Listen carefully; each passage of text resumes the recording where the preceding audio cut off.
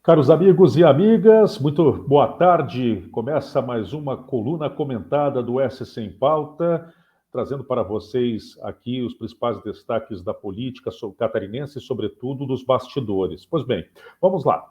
Hoje eu trago na minha coluna que o governador Carlos Moisés da Silva confidenciou para algumas lideranças políticas que o MDB está fechado com ele.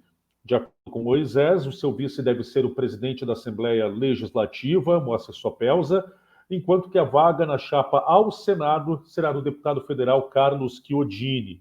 Inclusive, essa é uma das condições de Antídio Lunelli para declinar de sua pré-candidatura ao governo do Estado. Pois bem, vamos aos bastidores, tá? Nos bastidores também se diz aí que Valdir Cobalcini e Mauro de Nadal também aparecem com possibilidade de ser vice, e que o Udo Döller, que só apareceu nos últimos dias, poderia estar alijado do processo, porque por uma questão regional, por uma questão geográfica. Acontece que numa chapa majoritária você não vai colocar duas lideranças da mesma região. Como Udo Döller e também Carlos Chiodini são do norte do estado, o Döller foi prefeito de Joinville e Carlos Chiodini era de Jaraguá do Sul, não teria como, não caberia os dois na mesma chapa majoritária, Udo como vice e Carlos Chiodini ao Senado. Por isso que se busca essa outra alternativa. No caso, o Moacir Sopelsa como o nome a vice, né, de Carlos Moisés da Silva, ou então buscaria então também outros dois do Oeste, Valdir Cobalcini, do meio Oeste, ali da região de Caçador, muito embora ele tenha uma ligação ali com a região de São Lourenço do Oeste, ele é natural de São Lourenço do Oeste, ou então até mesmo Mauro de Nadal, que é mais do extremo oeste, foi prefeito de Cunhaporã, e o Mauro de Nadal também poderia aparecer com uma possibilidade para vice de Carlos Moisés. Então, é esse o cenário agora, tá, que se desenha. É isso que vai fechar? Nós não sabemos. É 5 de agosto que vai ser definido. Mas nós teremos aí um direcionamento na reunião que vai acontecer do diretório do MDB, que ainda não foi confirmada a data definitivamente, mas deve acontecer entre os dias 9 e 10 deste mês em um hotel de Florianópolis, possivelmente o Hotel Cambirela, onde o MDB costuma fazer os seus encontros. Então, ali deve ser discutido e nós deveremos ter um norte do que o MDB vai fazer. Algumas pessoas me perguntando, tá, mas o Antídio está fazendo algumas declarações, que ele é candidato, ele tem dito nos bastidores, enviando mensagem. Gente, a questão é o seguinte: a política na política é preciso saber fazer leitura, você precisa ler o cenário. Às vezes é uma questão que está muito óbvia, ela pode parecer muito clara para alguns, mas na verdade ela é só um jogo de cena, né? E aí nós podemos nos apegar o quê? Aos detalhes, aos sinais, como nós falamos na política. Então, um primeiro sinal, a desistência de Antídio Lunelli do evento do dia 11 em Curitibanos, ou seja, o entorno do Antídio Lunelli não tinha certeza do sucesso desse evento em Curitibanos, né? Poderiam ir algumas lideranças, enfim, mas a maioria dos prefeitos não iria. Os deputados aí ficaram naquela, vão, não vão, mas provavelmente também não iriam aparecer. Lideranças de outros partidos menos ainda. Então seria um evento esvaziado, um evento somente de base e que não daria sustentabilidade para Antídio Lunelli, daria, pelo contrário, uma amostra de fraqueza, e que isso faria com que o Antídio Lunelli perdesse mais força ainda. E ele que até agora não conseguiu agregar um partido, ou seja, qual partido? A pergunta que eu faço é qual grande partido, ou médio que seja, que se ofereceu para ser vice do MDB com Antídio Lunelli na cabeça? Nenhum desses partidos quer ser vice do MDB com Antídio Lunelli. Essa é a realidade. Né? Agora, uma outra questão também que tem que se colocar: terminou o almoço, terminou o filme lá no cinema do Shopping Beira-Mar, o documentário sobre Luiz Henrique da Silveira. Eles foram para um almoço na Assembleia, onde ficou definida essa questão aí de cancelar o evento do dia 11 Curitibanos. Ali também tem um outro detalhe que eu trouxe na minha coluna essa semana, de que o Antídio Lunelli questionou sobre nomes, tá? Então, quem mais teria aí para ser o candidato? Esse também é um sinal claro. E terceiro, que ele saiu dali e foi direto conversar a portas fechadas com quem? Com o governador Carlos Moisés da Silva.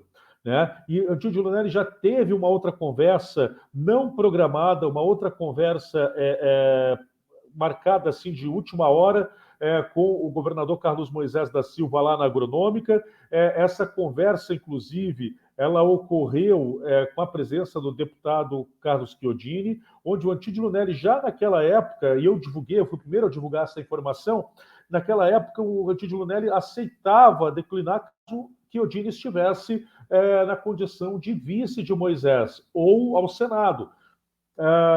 E aí o que aconteceu? O Celso Maldaner foi para cima do Chiodini, do Antídio Lunelli, e não deixou o Antídio Lunelli declinar. Né? O Antídio achava que poderia ser uma oportunidade de união no partido, e aí não aconteceu, porque o Celso Maldaner não deixou. E nesse jogo, o Chiodini começou a se animar com a possibilidade do Senado. Ele não quer saber do vice, ele acha que a eleição ao Senado é mais tranquila do que a ser vice de Carlos Moisés numa eleição incerta. E aí é esse o cenário que está desenhado hoje no MDB, né? E que nós temos de uma forma muito clara. O que eu tenho de uma forma muito clara é isso. O MDB, ele pode até não fechar com Carlos Moisés, mas hoje ele se inclina a isso, mas ainda tem muita coisa para acontecer, e daqui a pouco também pode ser que o MDB, nos últimos minutos do segundo tempo, opte por um outro projeto. E isso foi falado.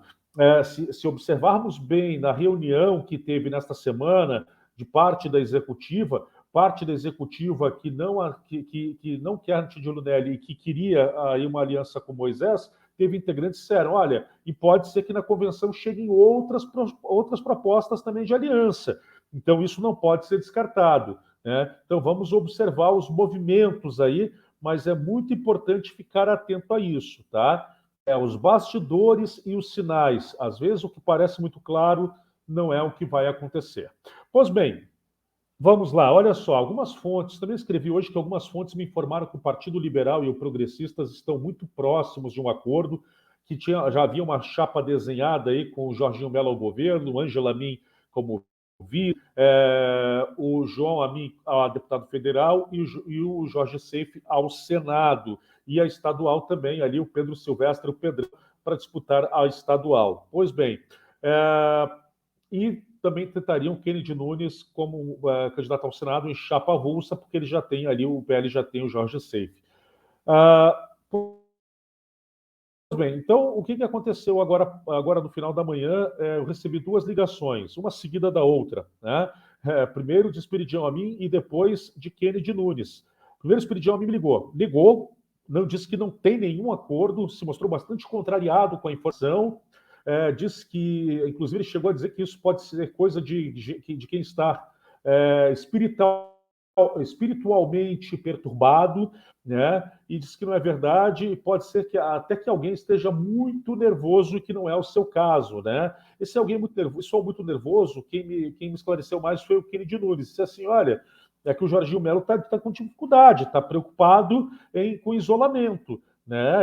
Ele se preocupa com uma aliança porque do PTB com progressistas, porque ele ficaria fora do segundo turno, foi o que disse o Kennedy Nunes. Kennedy Nunes que só não se aliou ao Jorginho Mello porque o presidente Bolsonaro impôs de cima para baixo que Jorge Seife Júnior fosse o candidato do PL ao Senado. Mas o fato é isso, que aí o Kennedy Nunes disse que não vai a chapa avulsa, que ele está muito adiantado, praticamente fechado com o Esperidião Amin.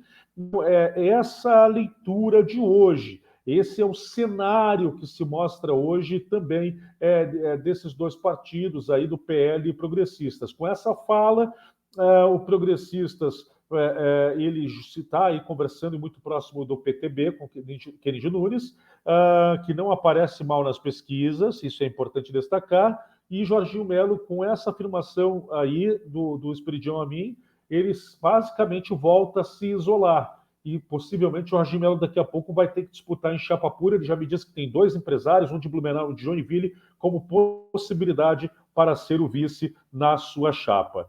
Tá bom? E seguindo aqui rapidamente também, só destacando para vocês também, falar em movimentações, né? Na semana que vem nós deveremos ter mais movimentações aí dos bastidores, ou seja, cada vez vai afunilando mais. Nós estamos no mês de junho, 5 de agosto é o prazo final para que hajam as convenções, né? Então, vamos ficar de olho aí, porque cada semana vai se intensificar mais. Um outro destaque, Ângela Albino, do PCdoB, ex-deputada, ela pode aparecer, voltar a surgir no cenário político, a Ângela Albino, por quê? Porque se o PT e PSB acabarem rompendo, não forem junto aqui em Santa Catarina, a Ângela Albino aparece com uma possibilidade de vice também. Tá bom? Caros amigos, um grande abraço a todos, tenham um ótimo final de semana. Essa é mais uma coluna comentada. Vai lá no Instagram e nos siga, tá bom? Nos siga no Instagram, também vá no YouTube, ative o sininho, também compartilhe os nossos conteúdos, ou seja, e compartilhe também o nosso link do SC em Pauta, tá bom? Fazendo isso você nos ajudará e muito, e além disso também, claro, fará com que mais pessoas fiquem bem informadas sobre o que acontece na política catarinense. Um abraço a todos e até o nosso próximo encontro.